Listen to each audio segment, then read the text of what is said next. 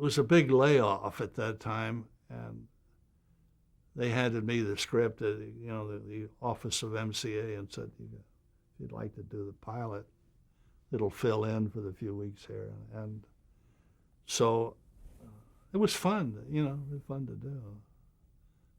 Because it's outrageous. That whole thing of the elevator, the stair going up, that's all my ideas, that stuff, And of course, the old house was the house they worked on the lot. And they had this automobile building the strange cars. I even did the feature, the Munster feature. Munster Go Home. Yeah, which I thought was kind of funny. So damn outrageous. And that was in color, wasn't it? Yeah. Mm-hmm. Did you have to make any changes in there? Yeah, we built all new sets for that because he went to England and he was Lord Munster and inherited the mansion. And they had, what's his name, Terry, the British comedian with the Terry Thomas. Japanese, very funny guy. The whole thing was very funny. I think it did fairly well, but not, probably it should have done better. It was a very funny movie. Did you have to do any kind of research for the set? What kind of look were you going to go for? Oh, it's just an English manor house, which is, you can just about do a memory. And you said that the stairs coming up was your idea? Well, that's in the house itself. Mm-hmm. Was that in the That's script? just Victorian, I looked at some of the Charles Adams things, but it's not really based on that, Mm-hmm. Was the Addams Family already out? No, it came out after that, I think. Mm-hmm. But I never liked that as well as I did the Munsters. I thought the Munsters was more outrageous than funny. The other thing was so much canned laughter. They do something, everybody laughs, and then I don't like that. It's hard to know what button to push. Munsters didn't have that. I put in some laughter, but it basically the idea was funny. That they had a normal girl that lived with this guy that was so outrageous, but she didn't know it. The whole thing was. The stairs that moved up. How did that actually work? Oh, it's just a special effects gag. It's very simple, all that stuff. Mm-hmm. It's just ideas or thoughts. Gags are funny or they're not funny. It's a funny thing. I worked on a lot of comedies in my life, and what you think is funny sometimes isn't. Like the Naked Guns, I think they're very funny, but again, it's in the delivery. It's the comic delivery. You can ruin it by the way they say a line. It's very difficult. I don't think comedy directors get the credit they deserve. It's such a difficult medium. I could do a drama, where somebody comes out and shoots somebody and kills them and fall down the stairs, or it's the day they get in a huge car wreck and it blows up. I mean, that's fairly easy.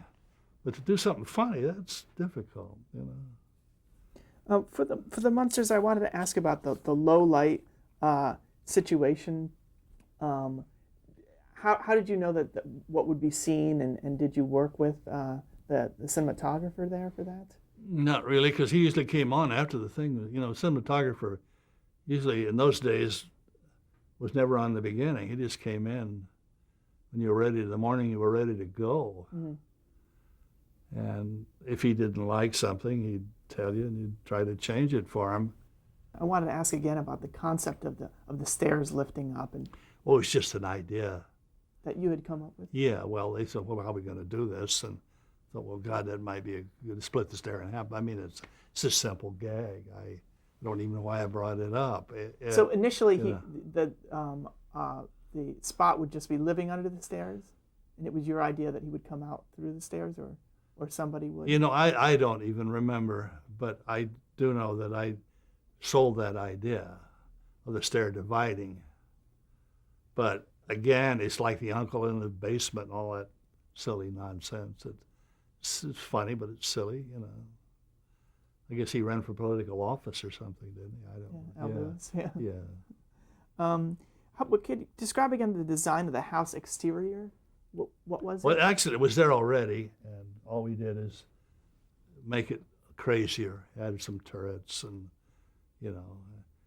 And actually, working on a horror film is kind of fun because it's like doing a cemetery, you know. It's not hard to do to make it look really real. As gravestones are a bear to do to make them look real. You know, you make them out of wood, and they always look like they're made out of wood. They don't look like granite. You're really smarter if you go buy some granite tombstones. And then the big trouble again, you never think of is grass growing around it. That usually they'll have grass to put the tombstone on the grass. Well, the grass grows in little bunches around the base. There's things that you don't think of that immediately telegraph as a set. You know, you have to think it out and be a damn nuisance trying to get what you want. But and how was can you describe how the Munsters set was used on the Universal tour? It was used as part of the tour, you know, where you pay to go around in those days when the beginning tour, they had the parting of the sea, they had a lot of silly stuff, the back lot, and they didn't have all that junk on the hill, you know. So when they bought the lot, it was like, big open space. A lot of it was owned by Bob Hope, who bought, I think next to the boulevard was owned by Bob Hope. They bought that from him. The gradual development of the hotels and all came later. But the original tour, they just kind of drove around the lot.